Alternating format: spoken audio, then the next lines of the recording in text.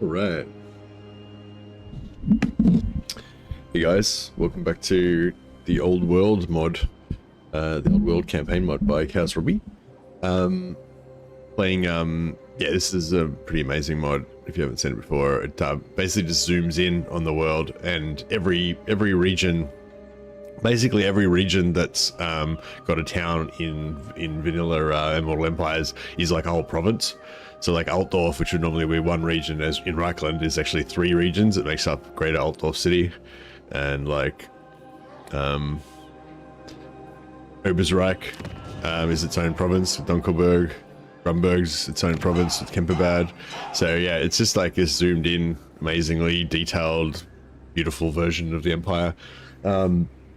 One thing that a lot of people don't like about it though is how big it is, and how slow the turns are, because there's so many more factions and stuff. But you can play the classic version, which is what I'm playing right now, which is kind of like the original map, which is just, you can see it here, like the lit up area. So it's just sort of Empire, Kislev, Norska, Bretonia, and the Badlands. So you've kind of got like, it's really good if you want to play. I like playing this kind of insular defensive type campaigns quite a lot, like kind of sandboxy. So it's really good for that. So I just basically want to unite the Empire and protect the Empire and defend it. So this basically just gives me a really nice zoomed in detailed version of the Empire with some stuff around the edges to basically defend against, you know. So it's really nice, but it's also really fast. Like this version of the game runs pretty much as fast as vanilla. I'd say I don't really, maybe it's a little bit slower. I don't really notice much difference though. And there's other segments as well. There's Badlands, so I mean Darklands. So you can do the same sort of thing as this, like a mini version of the map that's this area over here. So you can play like a Chaos Dwarf centric kind of campaign if you wanted to do that. And I think there's another one somewhere as well, but I'm not sure. But yeah, then of course you've got the big version of the old world map, which would include everything like that you can see here. That's all grayed out. And it includes like portals that go to the Chaos Realms and all kinds of other stuff. But yeah, but it is kind of slower, and you know, it's good if you want to play like a kind of endlessly long campaign. But yeah, I don't know, anyway, up to you. But just thought I'd point out those options. Yeah, if you think Old World's too slow, and you think you might like one of these sort of zoomed in campaigns, because this thing, it's like zoomed in, but the map is still probably as big as Immortal Empires almost, you know, like it's still maybe not quite as big as Immortal Empires, but it's pretty huge, you know, and it's all like Empire land instead of all the other areas that I don't care about. So I don't know, I really like it anyway. Got me hooked on this map. I've been playing some Consultant. Oh, nice. Are you playing Classic, or are you playing the big old world version? The hour is at hand when all true men of the Empire must stand firm against the darkness that befalls us. A host has gathered in the north to dwarf the mightiest of old. We are divided, broken. Did you say dwarf? Dwarf? Good luck catching Kazrak. Good luck catching Kazrak? Why would I want to catch Kazrak? What's Kazrak got to do with anything? Oh, Kazrak. Sorry. Yes, I do want to catch Kazrak. Why? Yeah. Why is Kazrak hard to catch? Sorry, for some reason when you said Kazrak, I read it as Kolek, and I was like, who gives a shit about Kolek? You know, it's like, yeah, no, yeah, Kazrak. Yeah, well, Kazrak's a problem. He's basically destroying Middenheim, Middenland, and then these greenskins are just coming in opportunistically and just occupying everything that he's raising. Seems like, or it's a combination of them both attacking Middenheim. I took back Kutenholz and then sold it back to them, sold it back to Middenheim to try to prop them up a little bit. But yeah, we've just been like struggling to stay at like this 50% mark. I did get to 51 at one point, but then dropped back down to 49. So like, I can't seem to, like, you know, the enemies of mankind are taking our provinces faster than I can take them. So if you're not familiar with the Imperial Authority mechanic, basically every single one of these regions has a little marker saying this is Imperial land. And if these settlements that have got this Imperial land marker on it, if it's owned by a faction that's Imperial, which that's not, obviously, it's owned by like Middenland as an Imperial faction, then I get +1 on here basically. And if it's owned by a non-Imperial faction like this one, then you get -1. So yeah, so you want to basically own every single one. I'm not sure. In vanilla, I think there is about 100. I think there's about 100 provinces. regions.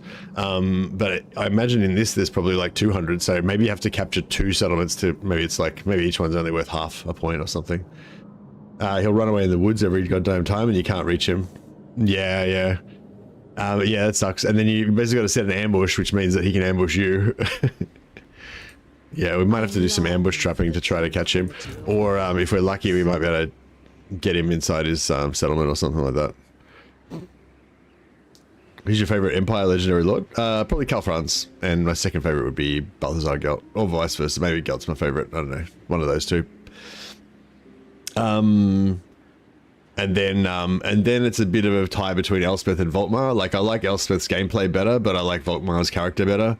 And then there's Wolfheart at the bottom, who I don't really like his character and I don't really like his gameplay, and I hate his start position. So yeah, it's like Karl Franz and Gelt almost equal, and then so Elspeth, then Volkmar, then like way down Wolfheart. That would be my preference. But you know, sometimes it's nice to play Wolfheart just for something totally different. Hey Plush, with Marathi campaign, do you invade Ulthuan ASAP or just work around your first province some time before invasion? Yeah, well, it depends. You mean what do I do or what is best to do? Those are two different questions. But yeah, what I quite like to do with Marathi is just bum rush straight to Ulthuan and then just abandon my start position and just set up my new capital in Ulthuan. But sometimes even if you do that, you can still kind of keep your capital, or otherwise you can just reconquer it, you know, after you've got a foothold in Ulthuan. But it's probably better to just consolidate your starting position and then move over at a leisurely pace over to Ulthuan. But yeah, it depends on the mood I was in. If I was in a mood, I might just bum rush over there and try and blitz Ulthuan really fast. But normally I would probably semi-do that. You know, I'd probably take my starting position, maybe try and region trade some stuff to get peace with the lizard men and the rats. Then try and take out Astankia pretty fast, and then go into Ulthuan. Yeah, or maybe I would like skip, don't worry about Hexawatl and Skaven because I'm going to abandon my start position, just rush Astankia, but maybe kill Astankia so I don't have to worry about her, then invade Ulthuan. I was planning to play Gelt on this map, but his start position seems crap. It's down by Baravar. But then do you get the dilemma to teleport back to Reikland or no? I suppose that'd be a whole different, yeah. Anyway, let's yeah, for those of you who haven't seen the map, let's get into it a little bit. So Elspeth's here. I serve the Helden Hammer. So yeah, our income is really so bad because we just confederated Elspeth on Draken. But we probably want to get rid of some of her maybe this guy could take out that guy. Maybe. Pioneer of progress. A lot of guns. No front line though. Our front line would probably just fold like wet paper. Yeah, I don't know, that might be a bit rough. Yeah, so we confederated Elspeth. I'm probably gonna keep keep Nuln itself. But then I might sell Wissenland to Solent. I was warned by sisters in Astankia. I have to fight them, but I also want to invade Ulthuan. Yeah, I would like blitz Astankia, kill her, and then just sell her land to the sisters to make peace with them, and then invade Ulthuan. Probably be the easiest way to do it. I wonder, in the old realm when Bannerlord is Chaos Lord, how do you recruit warriors and Chaos gear? Hey Danny the Knight, have you been watching my streams? I pretty much show you how to do it in that. So basically, early game, you farm the portal. You got to be quite strong to be able to do it though. You got to have like a heap of mages or have your tier 4 knights or whatever. Yeah, you farm the portal, or you can just farm the little parties of 80-man Chaos Warriors that float around, and you can loot Chaos gear from them. You can also capture them, and you capture the aspiring warriors, the lowest level warriors that you can get, because they're the fastest to convert, and then you just level them up into Chaos Warriors. But once you join Chaos Faction and take over settlements, then you can actually recruit Chaos Warriors from the settlements that are attached to the Chaos lands that you get. So if you take over like 5 settlements, Piusius will keep them all for himself, and those settlements will all become Chaos settlements. So you can just recruit Chaos Warriors directly from them. But before you do that, you can always get them from captives. Anyway, yeah, so our mission at the moment is to try to consolidate as much of the Empire and try to set up, you know, our allies, basically, to be able to Summon the elector counts. set up our allies Franz. They will obey. Bring me to be able to control some of the territory, so we don't necessarily have to hold it all ourselves. So, like this part, we could sell it back to potentially sell it back to Marienburg. I don't think there's any Marienburg left.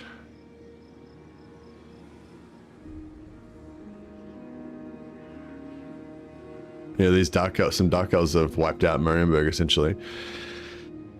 So I think what we need to do, yeah, so I think I was kind of doing a bit of back and forth defensive play before. I think we need, Karl Franz needs to be just like crusading, you know, just like take settlement, just keep like mowing the lawn, basically, and going around trying to take stuff back.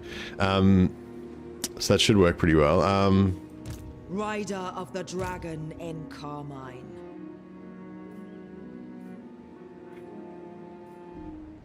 Nobody understands the importance. Yeah, I think this guy's going to have to go back and deal with these orcs, perhaps. And then he can go up into Midland, maybe. Move!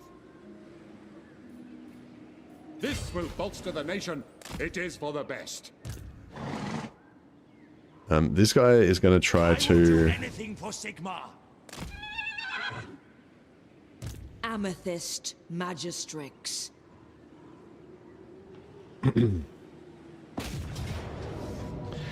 I might try to... Has she got regeneration already? She does not. Alright, give her that, so she got regeneration.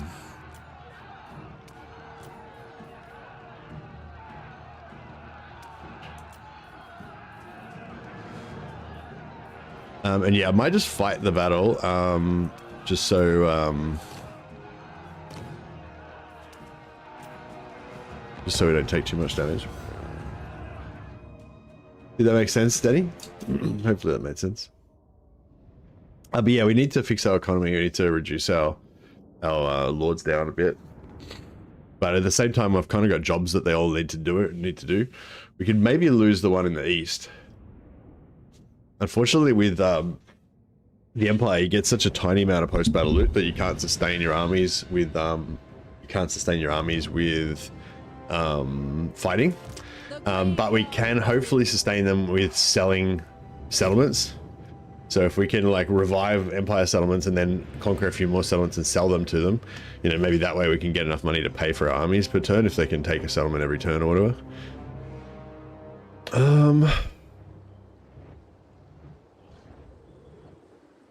Maybe we blow a hole in the wall over here. Our weapons are yours. Hellstorm! Outriders! Cavalry ready! Free company! Spearmen! We'll make a screen. Hellstorm rocket battery! The Dark Lady of Nome. Swordsman! Sigmar, come on! Make a screen of infantry to tank the tower shots, hopefully. I think I joined Chaos before doing that. Got a lot of enemies. Oh, okay. Yeah, when I join Chaos, usually what I try to do is like exactly what I did in the campaign: take over the castle that's right next to the Chaos Fortress, then take over the other castle in the northeast, and then take over Verlangen, is it? And then just try to like defeat the enemies there. But yeah, you need to be able to beat those 1,000 man armies. So yeah, you might have joined them a little bit too early before you're ready. I usually don't join until I get to TF 3 or 4. Maybe 3 if I've got mages, 4 if I'm going for Bretonnian Knight pure.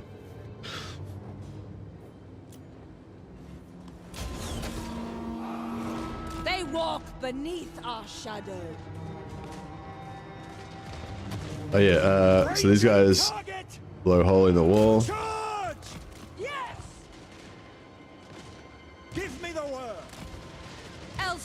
Alright, we're gonna torch these guys just as she starts to cast it. Ah, fuck, I was too slow. So if you use another ability while she's ramping up, then you can actually cancel it, and then she'll wow.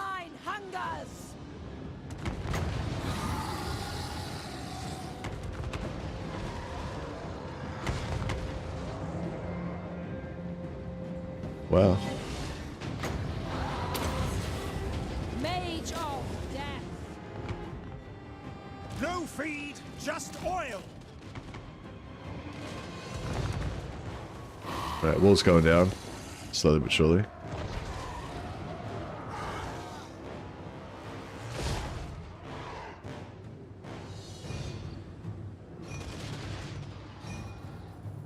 Loaded, sir. Quickly! Quick march!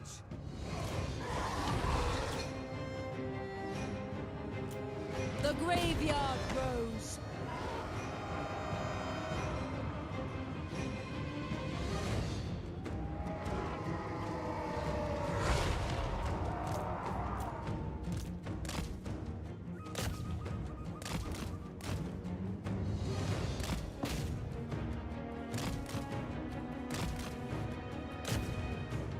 Alright, beautiful. And then we'll take out the other one. And yeah, these guys can just blast through the doors there, that's nice. Yes, sir. Sigmar calls. Moving now. We are Sigmar's heirs. Formation. Switch those guys around so they can take a pummeling instead of them. Gifted tinkerer. The Dark Lady of Nome. I'll try this Spread again. your wings into I can. the winds. Forthwith to the skies. Onwards and Carmine. Alright, so the point is you do this on there, and then as soon as it starts casting, All will meet. there you go, see, it cancelled it, but it still shoots. So you can just do infinite, basically just do infinite casts of it. By the amethyst wind. Ah, I didn't. Nah, doesn't matter. Yeah, I forgot I had to target that, so it didn't work. Handgunners. Go. Alright, let's take out this tower so I don't get shot anymore. I think we're going to get shot anymore anyway, but mainly that tower over there I think they're shooting us, but They walk beneath our shadow. Spiritor of Shaiish. Into the winds. Spread your wings. To the skies. Onwards and Carmine. Hellstorm. Right. They walk beneath our shadow. Sigmar wills it.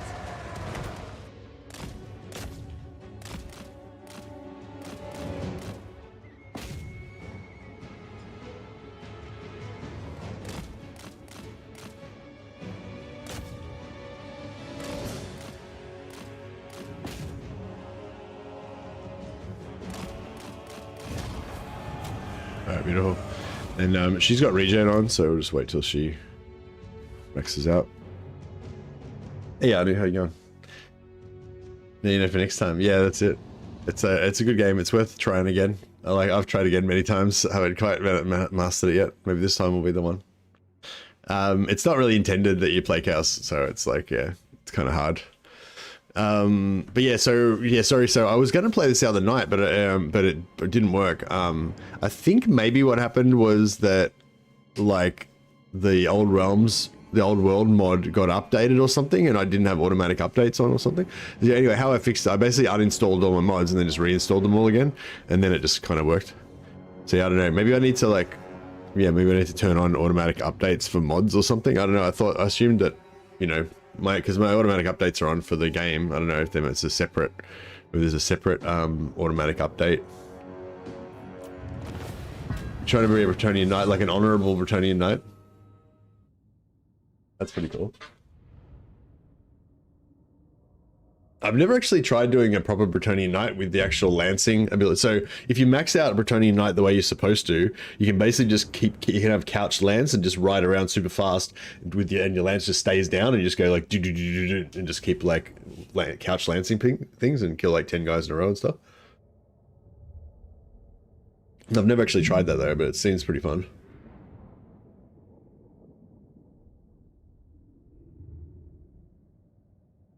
Plus, you can always dismount and, you know, just fight as a little squad of super tough, self-healing Grail Knights.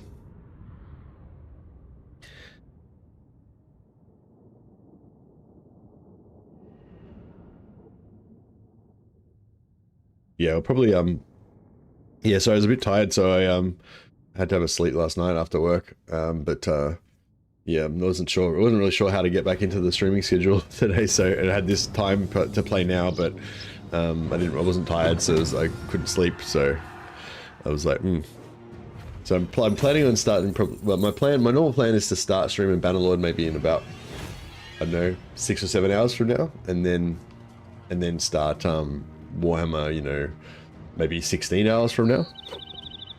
So this is kind of a weird, out of schedule session, but alright, so sack with her, and then I'm gonna try to get this guy so he's adjacent. He should be adjacent right now, I think. So then if we replace him with just any lord, doesn't matter.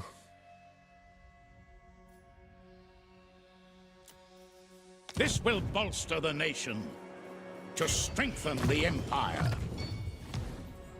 Ulrich's will. What does the emperor bid?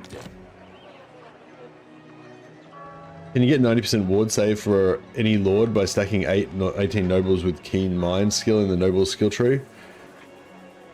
UI says they get 90%, but the lord takes a ton of damage when tested in practice, so I don't know if it's UI bug or ward save. Yeah, I don't know, man. It sounds like you're figuring it out right now. You're doing the science that is required to find out the answer. Ready. Yes, my lord. Yeah, it depends what sort of... Yeah, I don't know. Like, if you've got, like, 90% ward save is pretty good, but I find if you're getting shot by a shitload of armor-piercing missiles, you'll still go down, you know? But yeah, so having, like, 90% ward save and having, like, 140 armor and not getting shot by armor-piercing missiles, that's, like, the combo. But yeah, so you tested with 90% ward save and you tested with 0 ward save, and they were the same. Because, like, yeah, if you just tested with 90% ward save and they still take damage, well, that doesn't really prove anything because it's only 90% ward save. But if you have it with 90%, you have it with 0 and they're the same, then, you know. That's the test that you need to do, I think. And then you can come back and tell us the answer. It's like, you're probably the only person in chat that is set up to be able to test this. Because, like, no one else has got 19 of those lords. A hero, sorry.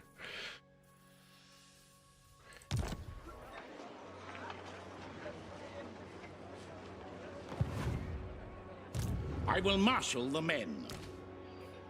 So?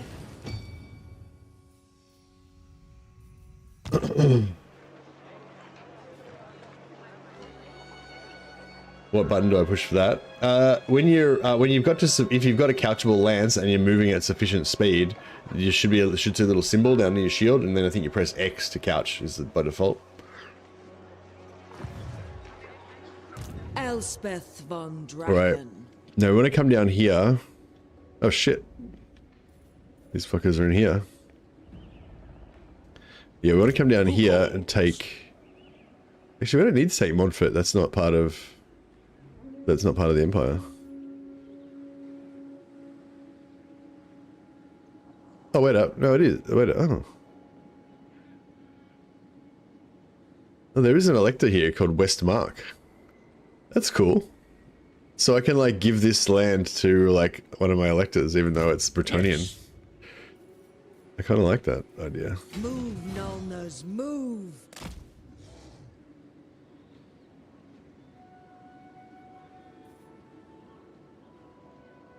Moore's gardens swell with fresh denizens. Why don't you just do it again, with, like save it and do it again with Iceland, but take all the heroes out and see if there's any difference. Hey, availability. Yeah, the campaign's going good. I'm enjoying, really enjoying it. Command here. To the provinces. Yeah, so we got this ogre army here. We've got this army here that could potentially try and stop him, but I don't think this army is strong enough to actually stop him. Yeah, I don't know. Master engineer. In pursuit of knowledge.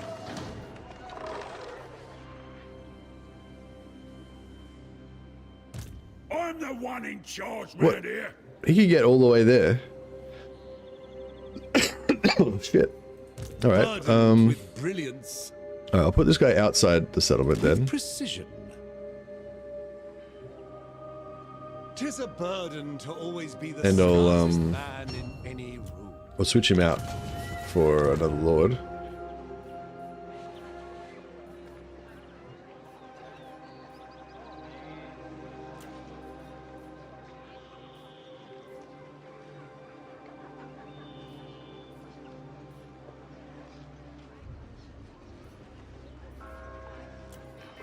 Who calls?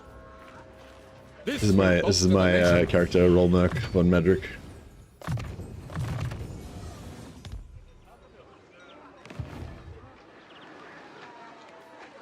I will marshal the men. By the comet.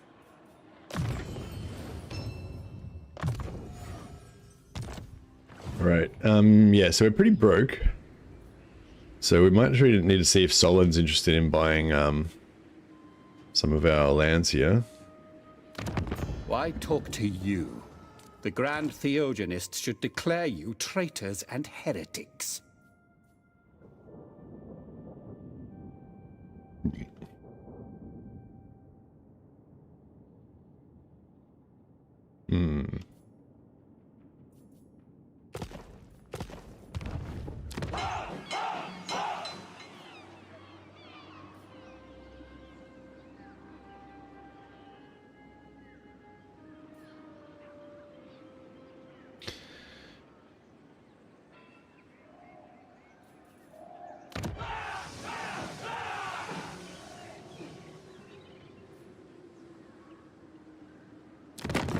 You dare come at me making demands? Call yourself men of the Empire?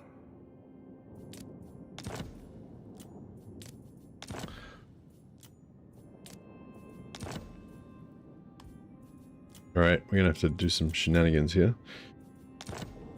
Very well. And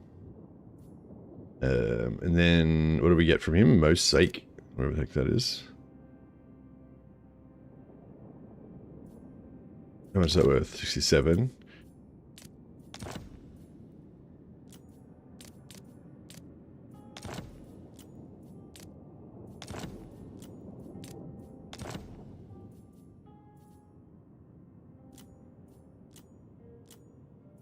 Oh, if I get like an infinite. Indeed. I got an infinite loop going on. No.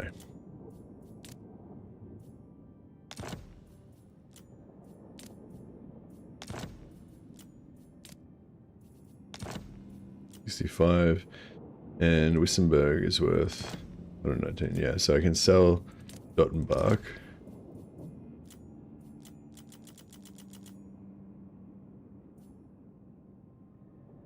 Oh yeah, I need to check these capitals as well. Have I actually gotten any capitals? Because if I do get some, I need to make sure I... Yes, I've got one here. What kind of Wissenland? That gives you missile resistance, missile strength for artillery. Alright, that's actually pretty good for Elspeth, isn't it?